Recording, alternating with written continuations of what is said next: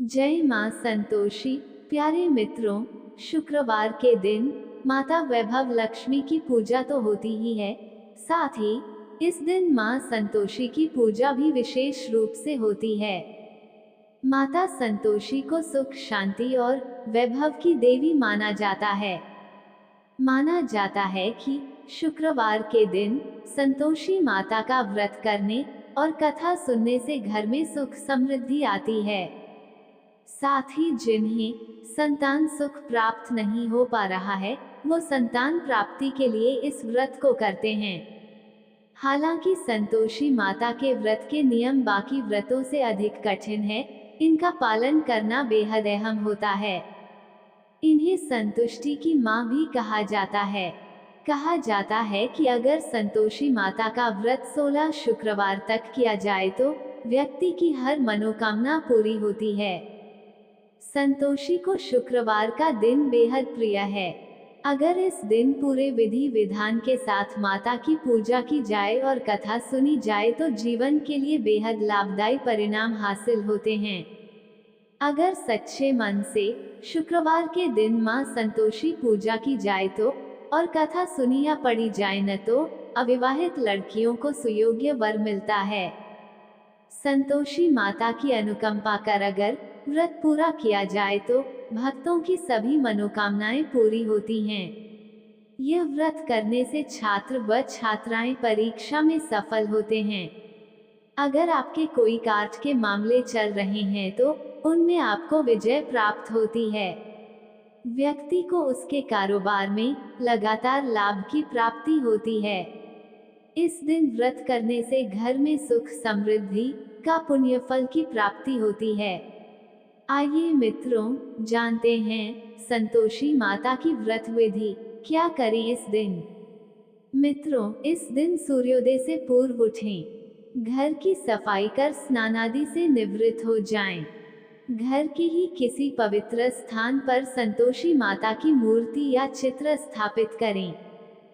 संपूर्ण पूजन सामग्री तथा किसी बड़े पात्र में शुद्ध जल भरकर रखें। जल भरे पात्र पर गुड़ और चने से भरकर दूसरा पात्र रखें। संतोषी माता की विधि विधान से पूजा करें। इसके पश्चात संतोषी माता की कथा सुनें। तत्पश्चात आरती कर सभी को गुड़ चने का प्रसाद बांटें। अंत में बड़े पात्र में भरे जल को घर में जगह जगह छिड़क दें तथा शेष जल को तुलसी के पौधे में डाल दें। इसी प्रकार 16 शुक्रवार का नियमित उपवास रखें। अंतिम शुक्रवार को व्रत का विसर्जन करें। विसर्जन के दिन उपरोक्त विधि से संतोषी माता की पूजा करके 8 बालकों को खीर पूरी का भोजन कराएं तथा दक्षिणा व केले का प्रसाद देकर उन्हें विदा करें। अंत में स्वयं भोजन ग्रहण करें।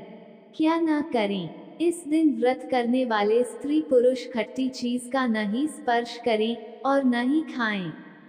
गुड़ और चने का प्रसाद शाम के समय भोजन करने के से पहले स्वयं भी खाना चाहिए।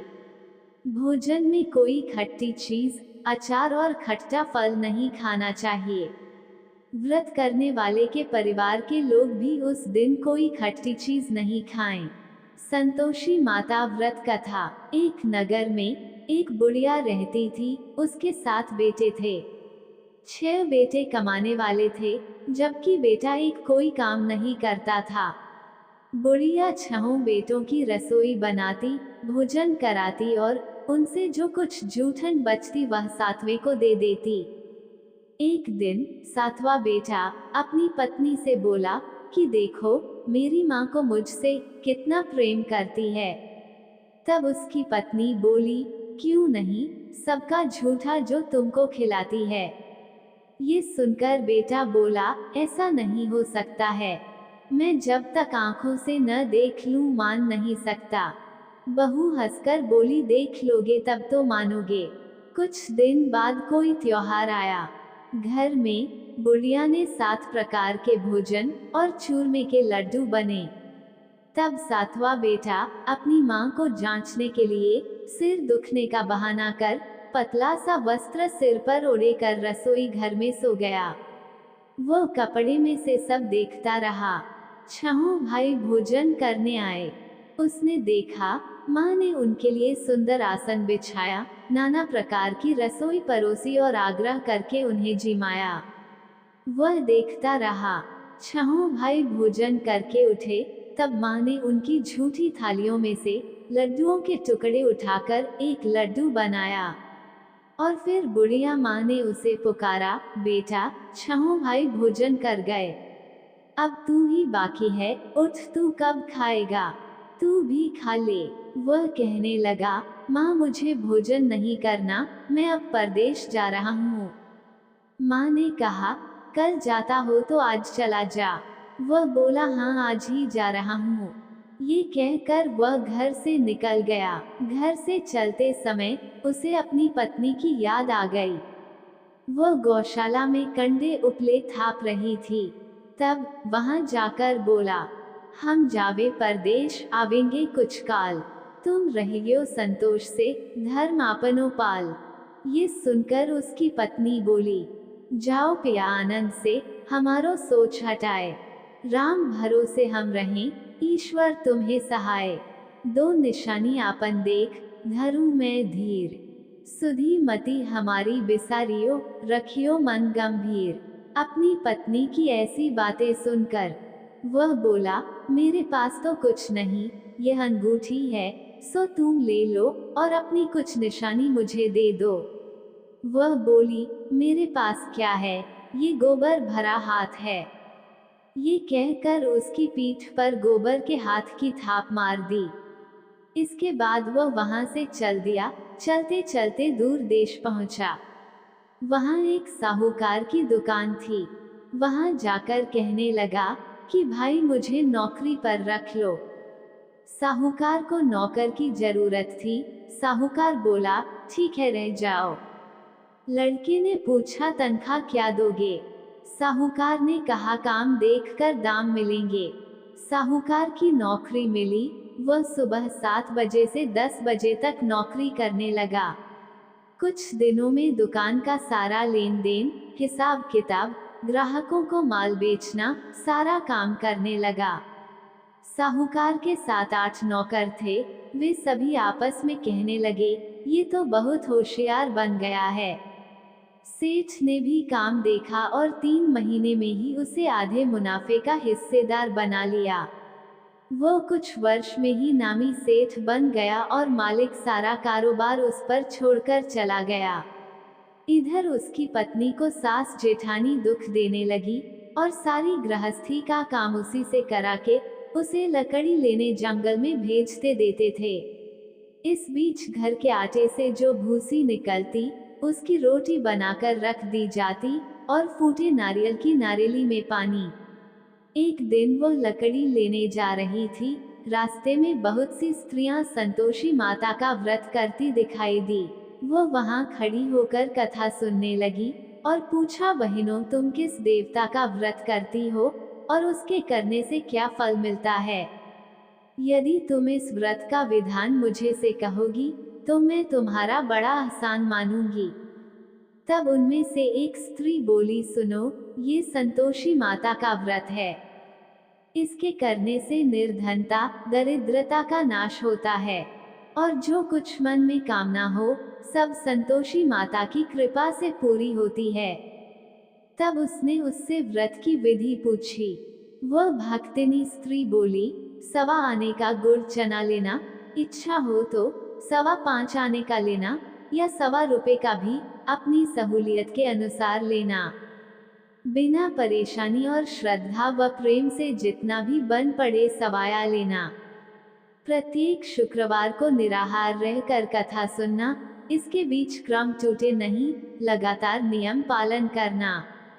यदि कोई कथा सुनने वाला न मिले तो घी का दीपक जला उसके आगे या जल के पात्र को सामने रखकर कथा कहना। जब तक कार्य सिद्ध न हो जाए तब तक नियम का पालन करना और कार्य सिद्ध हो जाने पर व्रत का उद्यापन करना। 3 मास में माता व्रत का फल पूरा करती हैं। यदि किसी के गृह खोटे भी हों तो भी माता वर्ष भर में कार्य सिद्ध करती हैं। इसलिए फल सिद्ध होने पर उद्यापन करना चाहिए, बीच में नहीं। उद्यापन में 2.5 सेर आटे का खाजा तथा इसी परिमाण से खीर तथा चने का साग करना। 8 लड़कों को भोजन कराना, जहाँ तक मिले देवर जेठ भाई बंधु के हों, न मिले तो रिश्तेदारों और पास पड़ोसियों को बुलाना। उन्हें भोजन करा यथाशक्ति दक्षिणा दे माता का नियम पूरा करना। उस दिन घर में खटाई न खाना। ये सुन बुढ़िया के लड़के की बहू चल दी। रास्ते में लकड़ी के बोझ को बेच दिया और उन पैसों से गुड़ चना लेकर माता के व्रत की तैयारी कर आगे चली। और सामने मंदिर देखकर पूछने लगी, यह मंदिर किसका है? सब कहने लगे, संतोषी माता का मंदिर है। ये सुनकर माता के मंदिर में जाकर माता के चरणों में लौटकर दीनों विनती करने लगी कि हे माँ, मैं निपट अज्ञानी हूँ, व्रत के कुछ भी नियम नहीं जानती, मैं बहुत दुखी हूँ। हे माता, जगत जननी मेरा दुख दूर करो, मैं तेरी शरण में हूँ। माता को उस पर दया आई। एक शुक्रवार बीता कि दूसरे को उसके पति का पत्र आया और तीसरे शुक्रवार को उसका भेजा हुआ पैसा आ पहुंचा। ये देख जेठ जेठानी मुंह सिकोड़ने लगे। लड़के ताने देने लगे, काकी के पास पत्र आने लगे, रुपया आने लगा, अब तो काकी की खातिर बढ़ेगी। बेचारी सरलता से कहती, भैया कागज आवे रुपया आवे, हम सब के लिए अच्छा है। ऐसा कहकर आंखों में आंसू भरकर संतोषी माता के मंदिर में आ मातेश्वरी के चरणों में गिरकर रोने लगी। माँ, मैंने तुमसे पैसा कब मांगा है? मुझे पैसे से क्या काम है? मुझे तो अपने सुहाग से काम है। मैं तो अपने स्वामी के दर्शन मांगती हूँ। तब माता ने प्रसन्न होकर कहा, जा बेटी, तेरा स्वामी बहुत जल्द आएगा। ये सुनकर वो खुशी से बावली होकर घर में जाकर जल्दी जल्दी काम करने लगी। अब संतोषी माँ विचार करने लगी, इस भोली पुत्री को मैंने कह तो दिया कि तेरा पति आएगा, लेकिन कैसे? वह तो इसे स्वप्न में भी याद नहीं करता। उसे याद दिलाने को मुझे ही जाना पड़ेगा। इस तरह माताजी उस बुढ़िया के बेटे के स्वप्न में आकर कहने लगी, साहूकार के बेटे, सो रहा है या जागता है? वह कहने लगा, माता सोता भी नहीं, जागता भी नहीं, कहो क्या आ गया है? माँ कहने लगी, तेरे घर बार कुछ है कि नहीं? वह बोला, मेरे पास सब कुछ है, माँ बाप है, पत्नी है, मुझे क्या कमी है? माँ बोली, भोले पुत्र, तेरी पत्नी घोर कष्ट उठा रही है, तेरे माँ बाप उसे परेशानी दे रहे हैं। वह तेरे लिए तरस रही है, अब जा तू उसकी सुध ले। वह बोला, हाँ माता जी, ये तो मालूम है, परंतु जाऊं तो कैसे? परदेश की बात है, लेन देन का कोई हिसाब नहीं, कोई जाने का रास्ता नहीं आता, कैसे चला जाऊं? माँ कहने लगी, मेरी बात मान, सवेरे नहा धोकर संतोषी माता का नाम ले, घी का दीपक जला दंडवत कर दुकान पर जा बैठ। देखते देखते सारा लेन देन चुक जाएगा, तेरा सारा जमा का माल बिक जाएगा, सांझ होते होते धन का भारी ढेर लग जाएगा। अब वह स्वप्न की बात मानकर वह नहा धोकर संतोषी माता को दंडवत प्रणाम कर घी का दीपक जलाकर दुकान पर जा बैठा। थोड़ी देर में देने वाले रुपया लाने लगे, लेने वाले हिसाब लेने लगे। कोठे में भरे सामान के खरीदार नकद दाम दे सौदा करने लगे। शाम तक धन का भारी ढेर लग गया। अब वह मन में माता का नाम ले चमत्कार देख प्रसन्न हो गया और अपने घर ले जाने के लिए गहना, कपड़ा और सामान खरीदने लगा। यहाँ काम से निपट तुरंत घर को रवाना हुआ। उधर उसकी पत्नी जंगल में लकड़ी लेने जाती है और लौटते वक्त माताजी के मंदिर में विश्राम करती। वह तो उसके प्रतिदिन रुकने का स्थान था। अचानक से तेज धूल उड़ने लगी। धूल उड़ती देख वो माता से पूछती लगी कि हे माता, ये धूल कैसे उड़ रही है? माता कहती हैं, हे पुत्री, तेरा पति आ रहा है। अब तू ऐसा कर, लकड़ियों के 3 बोझ बना ले, एक नदी के किनारे रखा और दूसरा मेरे मंदिर पर व तीसरा अपने सिर पर रख ले। तेरे पति को लकड़ियों का गट्ठर देख मोह पैदा होगा, वह यहाँ रुकेगा, नाश्ता पानी खाकर माँ से मिलने जाएगा। तब तू लकड़ियों का बोझ उठाकर जाना और चौक में गट्ठर डालकर जोर से आवाज लगाना, लो सासू जी, लकड़ियों का गट्ठर लो, भूसी की रोटी दो, नारियल के खेपड़े में पानी दो। आज मेहमान कौन आया है? माताजी से बहुत अच्छा कहकर वह प्रसन्न मन से लकड़ियों के 3 गट्ठर बनाई, एक नदी के किनारे पर और एक माताजी के मंदिर पर रखा। इतने में मुसाफिर आ पहुंचा। सूखी लकड़ी देख उसकी इच्छा उत्पन्न हुई कि हम यहीं पर विश्राम करें और भोजन बनाकर खा पीकर गांव जाएं। इसी तरह रुककर भोजन बना, विश्राम करके गांव को गया, सबसे प्रेम से मिला। उसी समय सिर पर लकड़ी का गट्ठर लिए वह उतावली सी आती है। लकड़ियों का भारी बोझ आंगन में डालकर जोर से 3 आवाज देती है, लो सासू जी, लकड़ियों का गट्ठर लो, भूसी की रोटी दो। आज मेहमान कौन आया है? ये सुनकर उसकी सास बाहर आकर अपने दिए हुए कष्टों को भुलाने हेतु कहती है, बहू ऐसा क्यों कहती है? तेरा मालिक ही तो आया है। आ बैठ, मीठा भात खा, भोजन कर, कपड़े गहने पहन। उसकी आवाज सुन उसका पति बाहर आता है। अंगूठी देख व्याकुल हो जाता है। माँ से पूछता है, माँ ये कौन है? माँ बोली, बेटा ये तेरी बहू है। जब से तू गया है तब से सारे गांव में भटकती फिरती है। घर का कामकाज कुछ करती नहीं, 4 पहर आकर खा जाती है। करती नहीं, 4 पहर आकर खा जाती है। वह बोला, ठीक है माँ, मैंने इसे भी देखा और तुम्हें भी। अब दूसरे घर की ताली दो, उसमें रहूंगा। माँ बोली, ठीक है, जैसी तेरी मर्जी। तब वो दूसरे मकान की तीसरी मंजिल का कमरा खोल सारा सामान जमाया। कुछ ही दिनों में राजा के महल जैसा ठाट बाट बन गया। अब क्या था, बहू सुख भोगने लगी। इतने में शुक्रवार आया। उसने पति से कहा, मुझे संतोषी माता के व्रत का उद्यापन करना है। पति बोला, खुशी से कर लो। वह उद्यापन की तैयारी करने लगी। जेठानी के लड़कों को भोजन के लिए कहने गई। उन्होंने मंजूर किया, परंतु पीछे से जेठानी ने अपने बच्चों को सिखाया कि देखो, भोजन के समय खटाई मांगना, जिससे उसका उद्यापन पूरा न हो।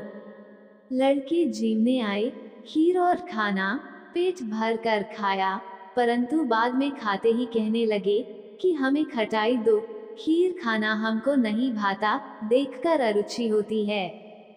वह कहने लगी, भाई खटाई किसी को नहीं दी जाएगी, ये तो संतोषी माता का प्रसाद है। लड़के उठ खड़े हुए, बोले, पैसा लाओ। भोली बहू कुछ जानती नहीं थी, उन्हें पैसे दे दिए। लड़के उसी समय हट करके इमली खटाई ले खाने लगे। ये देखकर बहू पर माँ संतोषी रुष्ट हो गई। राजा के दूत उसके पति को पकड़ कर ले गए। जेठ जेठानी मन माने वचन कहने लगे, लूट लूट कर धन इकट्ठा कर लाया है, अब सब मालूम पड़ जाएगा जब जेल की मार खाएगा। बहू से यह सहन नहीं हुए। तब बहू रोती हुई माताजी के मंदिर गई, कहने लगी, हे माता, तुमने क्या किया? हंसा कर अब भक्तों को रुलाने लगी। माता बोली, बेटी तूने उद्यापन करके मेरा व्रत भंग किया है। वह कहने लगी, माता मैंने कुछ अपराध किया है, मैंने तो भूल से लड़कों को पैसे दे दिए थे, मुझे क्षमा करो, मैं फिर तुम्हारा उद्यापन करूंगी। माँ बोली, अब भूल मत करना। वह कहती है, अब भूल नहीं होगी, अब बतलाओ वे कैसे आवेंगे? माँ बोली, जा पुत्री, तेरा पति तुझे रास्ते में आता मिलेगा। वह निकली, राह में पति आता मिला। वह पूछी, कहाँ गए थे? वह कहने लगा, इतना धन जो कमाया है उसका टैक्स राजा ने मांगा था, वह भरने गया था। वह प्रसन्न हो बोली, भला हुआ, अब घर को चलो। कुछ दिन बाद फिर शुक्रवार आया। वह बोली, मुझे फिर माता का उद्यापन करना है। पति ने कहा, करो। बहू फिर जेठ के लड़कों को भोजन को कहने गई। जेठानी ने एक दो बातें सुनाई और सब लड़कों को सिखाने लगी। तुम सब लोग पहले ही खटाई मांगना। लड़के भोजन से पहले कहने लगे, हमें खीर नहीं खानी, हमारा जी बिगड़ता है, कुछ खटाई खाने को दो। वह बोली, खटाई किसी को नहीं मिलेगी, आना हो तो आओ। वह ब्राह्मण के लड़के लाकर भोजन कराने लगी। यथाशक्ति दक्षिणा की जगह एक एक फल उन्हें दिया। संतोषी माता प्रसन्न हुई। माता की कृपा होते ही 9वें मास में उसके चंद्रमा के समान सुंदर पुत्र प्राप्त हुआ। पुत्र को पाकर प्रतिदिन माता जी के मंदिर को जाने लगी। माँ ने सोचा, ये रोज आती है, आज क्यों न इसके घर चलूं। यह विचार कर माता ने भयानक रूप बनाया। गुड़ चने से सना मुख, ऊपर सूंड के समान होठ, उस पर मक्खियां भिन भिन कर रही थी। देहली पर पैर रखते ही उसकी सास चिल्लाई, देखो रे, कोई चुड़ैल डाकिन चली आ रही है। लड़कों, इसे भगाओ, नहीं तो किसी को खा जाएगी। लड़के भगाने लगे, चिल्लाकर खिड़की बंद करने लगे। बहू रोशनदान में से देख रही थी। वह प्रसन्नता से पगली बन चिल्लाने लगी, आज मेरी माता जी मेरे घर आई है। वह बच्चे को दूध पीने से हटाती देती है। इतने में सास का क्रोध फट पड़ा। वह बोली, क्या उतावली हुई है, बच्चे को पटक दिया। इतने में माँ के प्रताप से लड़के ही लड़के नजर आने लगे। वह बोली, माँ, मैं जिसका व्रत करती हूँ, ये संतोषी माता है। सबने माता जी के चरण पकड़ लिए और विनती कर कहने लगे कि हे माता, हम मूर्ख हैं, अज्ञानी हैं, तुम्हारे व्रत की विधि हम नहीं जानते, व्रत भंग कर हमने बड़ा अपराध किया है। जग माता, आप हमारा अपराध क्षमा करो। इस प्रकार माता प्रसन्न हुई। बहू को प्रसन्न हो जैसा फल दिया, वैसा माता सबको दे। जो भी कथा सुने और पढ़े, उसका मनोरथ पूर्ण हो। बोलो संतोषी माता की जय।